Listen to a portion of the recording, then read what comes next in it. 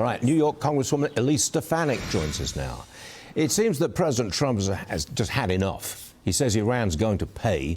Do you approve of him finishing the job with military action now?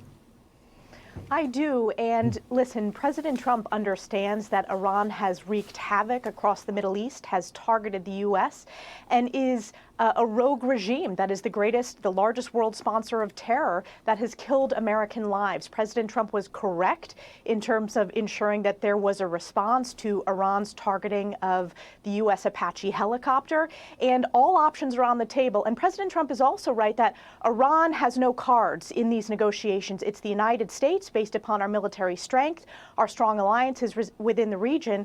We hold all the cards, Iran holds none. So you're comfortable with just get on with it? I mean, start military action, get on with it.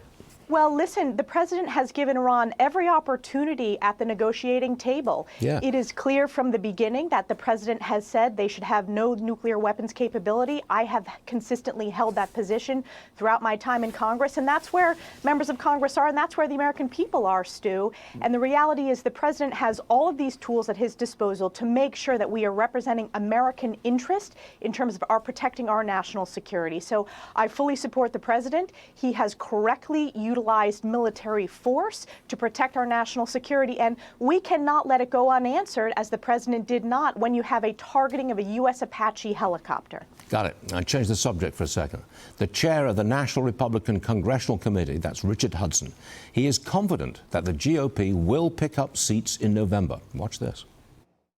I'm very confident we're going to hold the House. In fact, I think we'll pick up seats, and the reason is the map favors Republicans, and I was saying this a year ago before redistricting and all that went on, and I think with redistricting gives us a little bit more of an edge on the map. The seats that are up for grabs, there's very few, favor Republicans, and so that's advantage one. Advantage two is candidate quality. I think the candidate quality was one of the secrets why we held, and I think this class of recruits is even better. I mean, the chair of the National Republican Congressional Committee, he's got to be confident that you're going to pick up seats. He has to say that, and I understand that. But Trump, he's not on the ballot. But is this a referendum on Trump nonetheless? What do you say?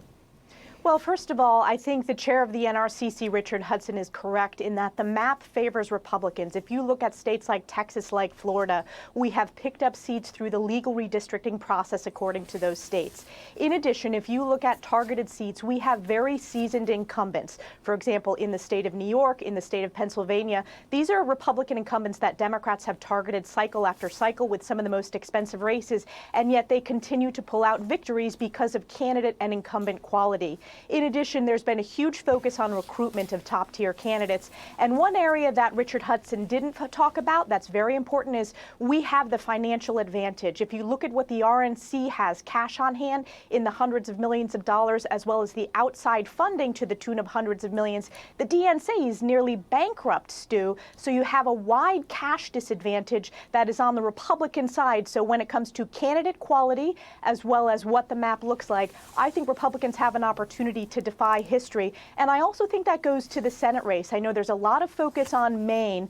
I'm from the Northeast. I'm a Republican in the Northeast. We've watched Susan Collins pull out win after win, defying political prognosticators and political gravity. I think she's going to do that again this year. You have to hope you're right, because if you lose control of the House and the Senate, it's a goodbye to the Trump agenda. But that's another story. Elise Stefanik, thanks very much for joining us. We appreciate it. Thanks. See you soon.